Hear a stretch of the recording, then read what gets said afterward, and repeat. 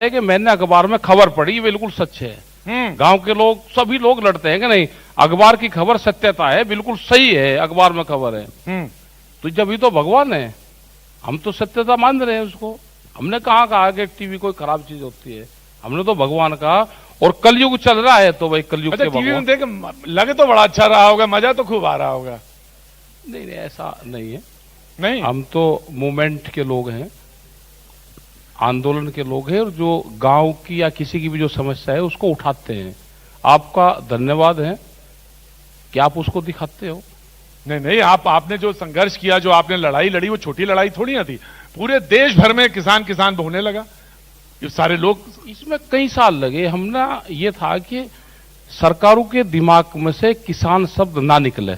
हाँ, ये हमारा एजेंडा था। और इसमें हम हैं कि सरकार अगर कहीं पे भी जाएगी, सत्ता हो या विपक्ष हो, वो किसान उसके दिमाग में रहना चाहिए, गांव उसके दिमाग में रहना चाहिए, जो उसकी गांव की परिभाषा है वो उसके दिमाग में रहना चाहिए, उस पर काम भी होना चाहिए।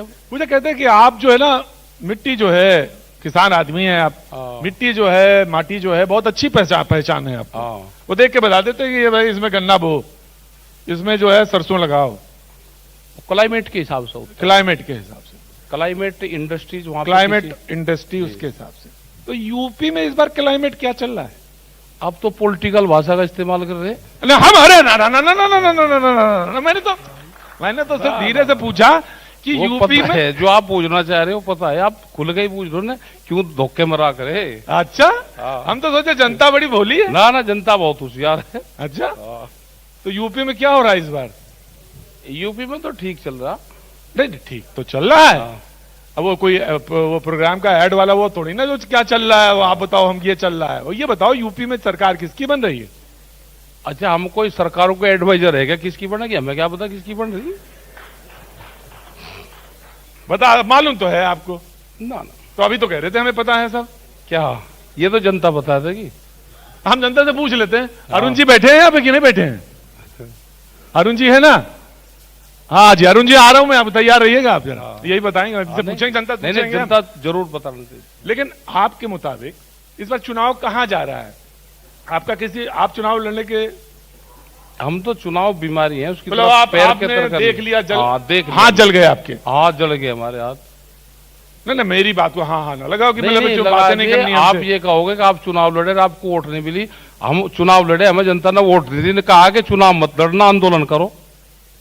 अच्छा, सब कुछ सीख साख के आते, बोले ये सवाल ये आएगा तो इसका जवाब दूंगा ना। आपके पास में भी 4-5 हम ये कह रहे हैं, कोई बात नहीं, कितना चुनाव हार जाए, लेकिन राकेश टिकैत तो अब नाम बच्चा जान रहा है। हमें चुनाव नहीं लड़ना, लड़ना ही नहीं ना, और आपको उठना भी नहीं है वहां से। कहां से? अरे जहां बैठे हैं। नहीं नहीं, हम तो उठ जाएंगे ना, जो इशू है उन इशू पे बातचीत हो जानी चाहिए। सबसे बड़ी बात जो थी उन्होंने मान ली। अब उन्होंने कोरोना, आप कहिए हाथ जोड़ लें। कोरोना एक बीमारी थी देश में, 3 काले कानून भी एक बीमारी थी। क्या कोरोना देश से खत्म हुआ? देश से बीमारी खत्म होगी? अस्पताल बंद हो गए? ये भी एक बीमारी थी, ये खत्म होगी, दफन हो चुकी है जमीन के अंदर। देश में से किसान की बीमारी खत्म नहीं हुई, उस पर बातचीत हो जानी जरूर चाहिए। अब तो ओमिक्रॉन आ गया है, आएगी, वो भी एक किस्म की बीमारी है, तो सरकार के एजेंडे में रहने चाहिए। और अरे अब तो उड़ जाइए ना, बता रही है 15। ये तो ऐसे नहीं, बगैर सरकार से बात करे, बगैर जो हमारे इशू हैं उनके समाधान के बगैर वहां से किसान जाने वाला है नहीं। और वो एमएसपी क्यों ना हो? एमएसपी देखिए, उन्होंने कहा कि पराली जो है आपराधिक, उससे हटा दिया उन्होंने, हटा दी। उन्होंने कहा कि जहां तक मुकदमों की बात थी वो स्टेट के लिए उन्होंने बोल दिया कि स्टेट वाला तय करेगा। ठीक है। कानून जो 3 थे वो उन्होंने सबसे पहले हटा लिए जी। अब बचा क्या? एमएसपी उन्होंने कहा कि भाई वो कमेटी में बना दी उन्होंने। अब राकेश टिकैत मानते क्यों नहीं है कि 24 तक नहीं मानेंगे? नहीं नहीं, हाँ, एमएसपी क्यों नहीं है? और हमारे जो और सवाल है वो क्यों नहीं है? कौन वाले? बहुत मसले देश के किसान के हैं, उसके हालात जाकर आप देखो। अब आप जो लिस्ट बदल रहे हैं? नहीं नहीं, लिस्ट नहीं बदल रहे, मैं तो पूछना चाह रहा, जो भी भगत लोग हैं, हाँ, वे एफिडेविट उनसे जरूर लो कि मेरे पास में 10 साल पुराना ना ट्रैक्टर है, ना पंपिंग सेट है, ना मैं गाड़ी है, और जो सरकार के नॉर्म से मैं उसको फॉलो करूंगा। वो 10 साल पुराना अपना ट्रैक्टर खड़ा कर दे, क्या खड़ा कर सकता है कोई? देखिए एनजीटी का कानून है कि 10 साल पुराना ट्रैक्टर नहीं चलेगा। कौन आदमी है कि 10 साल में कोई ट्रैक्टर बदल देगा? और एमएसपी क्यों नहीं है? अगर एमएसपी खराब चीज है तो सरकार बताएं कि एमएसपी से किसान को नुकसान है और हम इसको नहीं जाएंगे।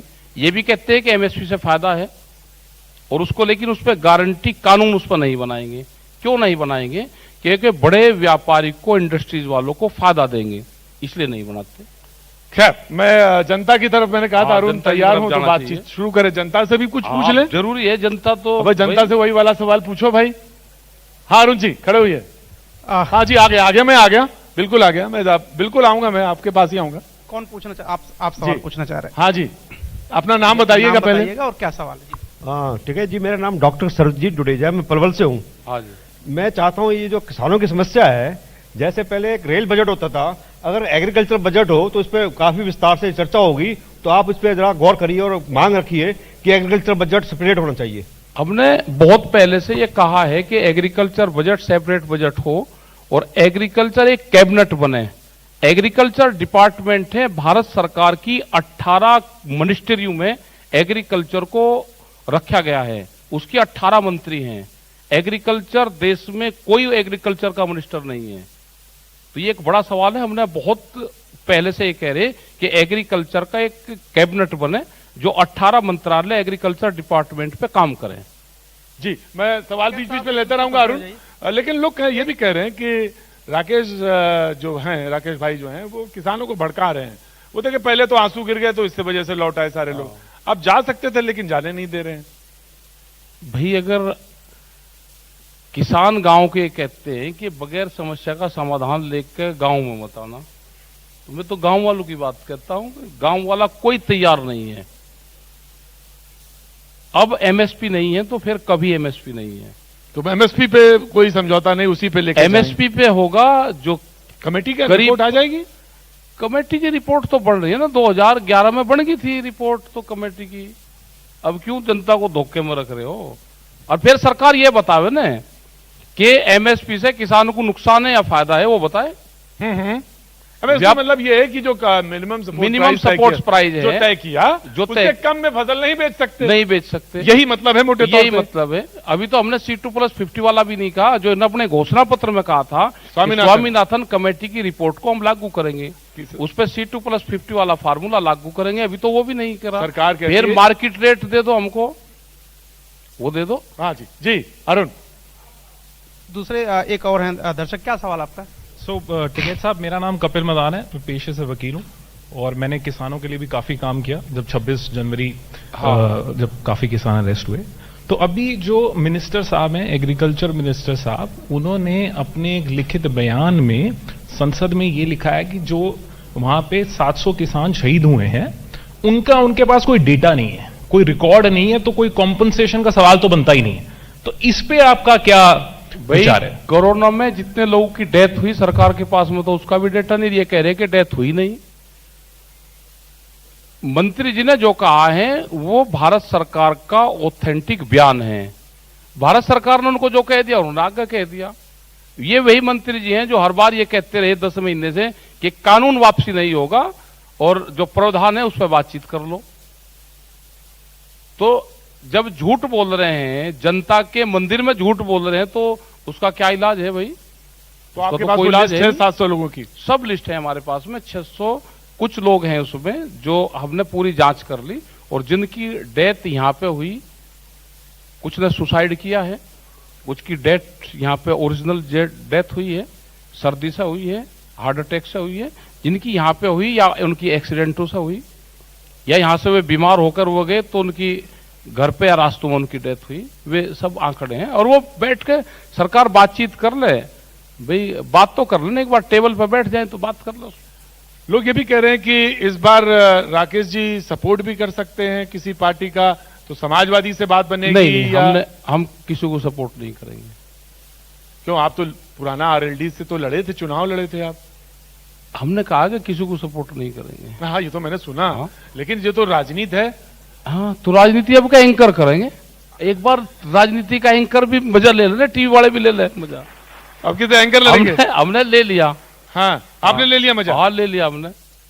तो उसमें क्या रहा मजे में? ना ठीक नहीं है। अच्छा, ठीक उसकी नहीं तरफ है। कुछ जाना नहीं चाहिए।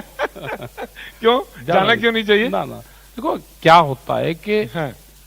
जो आदमी जिस काम में उसको मास्टर डिग्री हासिल हो उसको वही काम करना चाहिए। अगर अब आपको कहने लगे कि आप ये छोड़ के और आप खेती कर लो या किसी कपड़े की दुकान आप खोल लो, तो चल ही नहीं सकता। उनका कपड़ा आप फ्री में दे दोगे, उधार में दे दोगे, घर वाले आपको कहेंगे सारा कपड़ा उधार में दे दिया, क्योंकि संबंध आपके इतने हैं। तो आपकी यहाँ पे है, तो जिसका जो काम है वही काम करना चाहिए। आप आंदोलन करेंगे वैसे? हमारा आंदोलन का है, जो भी गलत काम होगा उसके खिलाफ आवाज उठाने का, यही जनता ने हमको कहा और यही हम करेंगे। तो हम ये माने कि अब आंदोलन जो है लखनऊ फिर पटना, मतलब जो भी समस्या होगी, कोई हम ये भी नहीं कि परमानेंट हमारा धंधा ये है,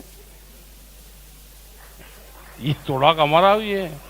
अच्छा कुछ लेकिन लोग देखो देश में क्या है कि आंदोलन और आंदोलनकारी देश में रहने चाहिए और वो निष्पक्ष हो पूर्ण रूप से। उसको किसी पार्टी पॉलिटिक्स से किसी को नीचा दिखाना, किसी को वो नहीं होना चाहिए। सरकारों से कोई भी सरकार हो, आज जिसकी भी सरकार है किसी भी स्टेट में, हम सबसे जाकर बातचीत करते हैं इशू पे, वे अधिकारी बातचीत करते हैं। कोई हमारा उसमें ये नहीं कि हम किसी को दूसरे को लाभ दिलाने के लिए कर रहे, हम पॉलिसी बताते हैं और वो पूर्ण रूप से उस पॉलिसी पे सरकारें काम करती है। लोग ये कह रहे हैं कि राकेश जी तो यहाँ पे सुरक्षित हैं, लखनऊ नहीं जाते। योगी गए जी थे मीटिंग करके आए लखनऊ में। योगी जी से मुलाकात हुई आपकी? नहीं, अभी हमने 1 साल से मुलाकात नहीं उनसे करी। योगी जब जी से से? आंदोलन चल रहा है, हाँ। तो वो आंदोलन के प्रोटोकॉल में नहीं है कि हम किसी स्टेट के मुख्यमंत्री से इस दौरान मिले, तो इसलिए मुलाकात नहीं हुई। इसलिए नहीं करी। तो लखनऊ वैसे आपका आना जाना आना रहेगा, जाना आंदोलन रहता है। लेकिन वहाँ नहीं अभी करते। मीटिंग करी है लखनऊ में, अभी 22 तारीख की। योगी जी की जो बड़ी कड़क उनका जो पोस्चरिंग है, लिहाजे सबका कड़क है, सबका कड़क है, मोदी जी भी और सबका कड़क है। हम भी इसी देश के बासिंदे हैं, सबका कड़क है। मतलब हटेंगे नहीं चाहे कुछ हो जाए। और ये इस बार बताया बड़ी घातक बीमारी है जो ये आई है, आ रही है जो अफ्रीका भाई आ रही है, तो इंतजाम रखो, सरकार की जिम्मेदारी है इंतजाम रखने के। आंदोलन खत्म नहीं होगा, ना बीमारी के नाम पर होगा, ना लोग कहते कहीं हैं कि बस ये जो भोलापन दिखा देते हो ना कि बस गांव वाला जो कि हिसाब के भाई इंतजाम रखो इंतजाम रखो, लेकिन इंतजाम रखो, अरे भाई बता भी तो रहे हैं आप ही को, तो करना तो आप ही को है, सचेत रहना है आपको। नहीं, हम तो सचेत है। हाँ। सरकार सचेत रहे और जनता को सचेत रहना चाहिए, और जो एडवाइजरी है गवर्नमेंट की उसको फॉलो करना चाहिए। आप ये जो कह रहे हैं कि किसान वापस लौट जाएंगे, उन्हें जेल जाना होगा, ये क्यों कह रहे हैं आप? नहीं, जो मुकदमों का हार है उसको कौन लेके जाएगा नोटिस? जो 55,000 लोग पर मुकदमे लिखे हैं इन्होंने, उसको कौन अपने घर पर लेके जाएगा?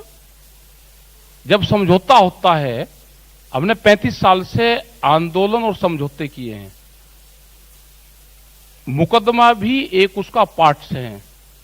जब बीजेपी की सरकार आई उत्तर प्रदेश में या जहां पे भी, इनके खिलाफ जितने भी पहले मुकदमे थे, तो सरकार आते ही सबसे पहले इनका था कि अपने लोगों से मुकदमे इन्हें खत्म करे। तो पॉलिटिकल मुकदमे हैं, खत्म होंगे। तो लाल किले में चढ़ गए आप तो वहां? लाल किला तो इनका तो है नहीं, सरकार का। फिर किसका है लाल किला बताओ? तो देश की लाल किले संपत्ति पे है। कहां है देश की प्रॉपर्टी? 7,500 लोग लाल किले पे बचाने के लिए इसी क्षेत्र के लोग मारे गए थे, वो भी एक बार दिखा दो। नहीं तो भाई वो राष्ट्र की संपत्ति है भाई। कहां है? वो राकेश तो जी, किराए पर लेते हैं। जब झंडा तिरंगा, उसमें तिरंगा झंडा झंडा लगता है फहराते हैं जी लाल किले पे, किराया देते हैं। जी। हाँ, किराए पर लेते हैं लाल किले को। तो आपके मुताबिक वो किराए की जगह है? किराए की जगह है, झंडे को किसी ने कोई टच नहीं करा। एक धार्मिक ध्वज वहां पे लगाया गया है, धार्मिक ध्वज की जो धाराएं बनती है वो दे दो। अब अगला स्टेप राकेश टिकैत जी का क्या होगा? नहीं, हमारा तो यह कि सरकार बातचीत करके इस मामले को निपटाए। ये संघर्ष है, समझौते की तरफ आंदोलन जा रहा है, तो हम चाहते हैं कि सरकार अपना छल कपट द्वेष ये सब छोड़ के, सरकार है, सरकार बड़ी चीज होती है, अब उसको देश की मुख्य धारा में आना चाहिए, किसानों से बातचीत करनी चाहिए, जो उनके मसले हैं उसका समाधान करना चाहिए। पहली बार ये होना चाहिए कि न्योता देना चाहिए आपको बुलाने का? नहीं, बैठ के ही तो बात होगी भाई। आपके यहां पर आए तो बैठ के ही तो बात हुई, आपने बुलाया तो हम आए, तो बैठ के बातचीत होगी। तो हमने उनको राकेश टिकैत, चिट्ठी लिखी है। ये कहा जा सकता है राकेश टिकैत जी को अब न्योते का इंतजार है, उसके बाद ही ये चीजें समझौते भाई की तरफ बैठ के चली ही तो जाएंगी। होगी ना, टेबल पे ही तो बैठोगे, जब ही तो बातचीत होगी। जी। बहुत बहुत शुक्रिया। धन्यवाद जी, धन्यवाद आपका, सबका, सभी दर्शकों का धन्यवाद। बहुत बहुत शुक्रिया हम सबकी तरफ से राकेश।